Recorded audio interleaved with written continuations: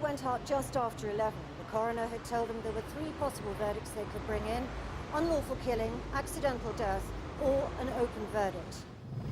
During the 4-day hearing, evidence was given that a rewiring error resulting in a signal failure had caused the crash on December the 12th, 2 years ago, when a fast train from Poole to Waterloo had ploughed into the back of a stationary train.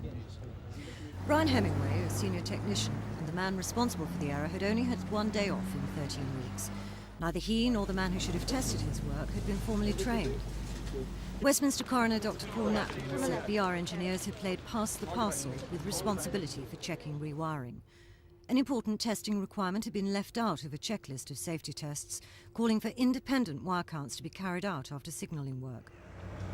The coroner had told the jury they could not name BR in a verdict of unlawful killing, adding that did not mean BR would get away scot-free.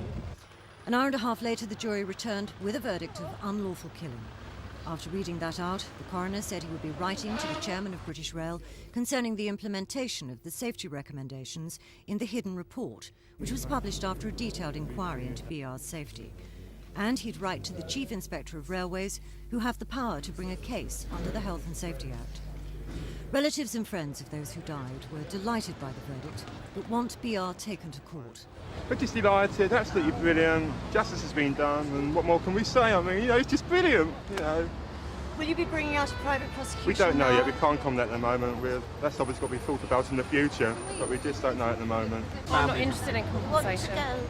We're not interested in that. I mean, it's my sister. I'm interested in compensation for husbands and wives, but that doesn't bother us.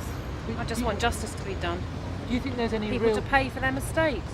I'm pleased that they brought in unlawful killing, because at the beginning of the week I didn't think we had a hope in hell. Susan Roll's husband John was the driver of the Poole train. He too died in the crash.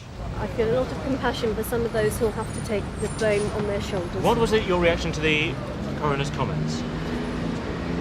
I'm too overwhelmed to say very much at the moment, if you don't mind. The solicitor acting for most of the families says today's verdict will help in their individual claims for compensation. Apart from the compensation claims, as I say, there's not really much of a role left for the steering committee. If there is a prosecution, that'll be dealt with by the government law officers. There are no more public proceedings, so now it's up to the individuals to finalise their compensation claims. Overall, are you pleased, and how pleased are you? Yes, overall. I think some of the compensation claims are going to drag on a bit, and people are beginning to issue writs and proceedings are starting now. I think the straightforward ones have been settled, the more difficult ones are going to have to be brought to a head. British Rail say it's a very serious verdict. They're pushing ahead to implement all 78 safety recommendations made since the Clapham crash. 52 of those recommendations have already been implemented in full. All bar 2 of the remaining recommendations are in course of being implemented, and some of them obviously take a long time. And 2 are recommendations which we will implement consequential to completing other recommendations. We accepted all the recommendations of the report. We shall implement it, and we shall implement it with vigour and with the seriousness that they deserve. But he said no one could guarantee there'd never be another crash. Tricia Ingram's Thames News.